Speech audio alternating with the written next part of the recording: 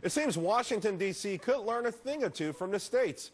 At least a dozen of them are on track to record surpluses for fiscal year 2011, and the rest are expected to balance their budgets after passing tough cuts that include revenue increases. Now, some governors are calling on Congress to adopt the same basic accounting principles that help their states get out of the red. Can Washington follow their lead? Here now to discuss are our freedom fighters, Liz from Fox Business, Liz McDonald, she's our stocks editor, radio host Nancy Skinner, and Reason Magazine associate editor Peter Sutterman. Liz, let me start with you. The states are doing it because they have no choice to do it. Nevertheless, they're making all the tough choices. Yeah, and because they have to have a balanced budget by law. Every state except Vermont has to have a balanced budget. But if Congress were to enact a balanced budget on the federal level, you'd see a VAT, you'd see tax increases. So that's why that kind of an idea is scary on the federal level. I've got to tell you something. There's really only 4 states, though, that can have basically the cash on hand or the flow of funds to cover their commitments. That's basically North Dakota, New Mexico, South Carolina, Tennessee, and Virginia. I'm not buying it that these 12 states are really out of the woods. There are, again, only 4 or 5 states that are really in the clear. But, Nancy, just the idea or the notion that that they're responsible, even if it is smoke and mirrors, I think some people would even take that at this point. Is there something the federal government could be learning from the states?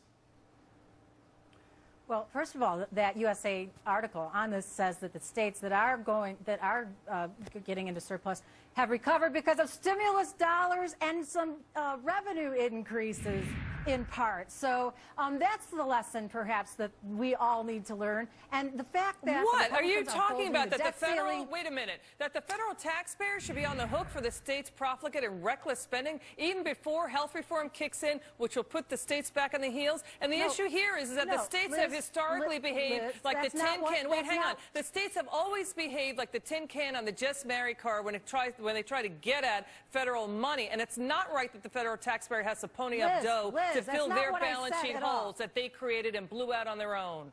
Nancy, go ahead. Can I finish? I'm not saying the Fed should bail the states out. I said that article said the states that have gotten back into surplus did it in part because of stimulus dollars and tax revenues that they raised on their own. And so when we're talking about this big debt ceiling showdown here, for the House Republicans to say that, you know, hold the debt ceiling, which means that we'll pay more consumers for car loans and mortgages, and the government will pay way more on the debt to get 100% of what they want. Is Nancy, let me bring Peter in. Let me bring Peter. You know what? The states that I see that are doing the best are the right-to-work states, states like North Dakota that are exploiting their natural resources and things like that. Ultimately, though, the federal government should have, do you think they should have some sort of obligation to have a balanced budget and to keep their house in order? Well, I think that at the state level, you certainly see that rules that require balanced budgets tend to produce balanced budgets. Not all the time. It's a little harder when you get to the federal level because one Congress cannot bind the next Congress. This year's legislators can't bind next year's legislators very easily, not without a constitutional amendment, and constitutional amendments require two-thirds of the states to sign on. The thing that I would say to what Nancy said, though, is that the federal government cannot stimulus spend its way to a balanced budget because stimulus spending at the federal level is deficit financed. And so the states that are balancing their budgets on stimulus money, that's deficit financed money. I'm with you there. Listen, we're going to shift gears, guys, because we've got to get on this next topic. It's a hot one. Today, a report showed federal workers are more likely to die than lose their jobs. That's right. Death is a primary threat to job security when your employer is the federal government, which, by the way, only fires 0.5% of its 2.5 million workforce.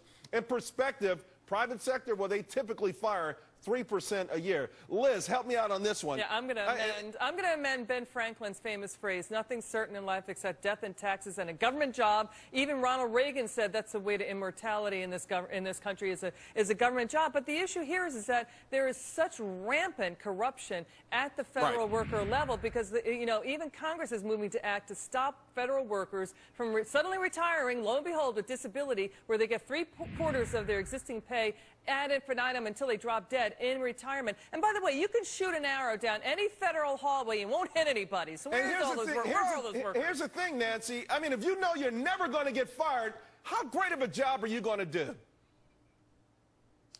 it's so apples to oranges here, the public and the private. Yes, they have unions that protect their job security, but you're talking about firings. Most businesses, public and private sector, reduce their workforce by attrition, and that means early retirement or death. Yes, death.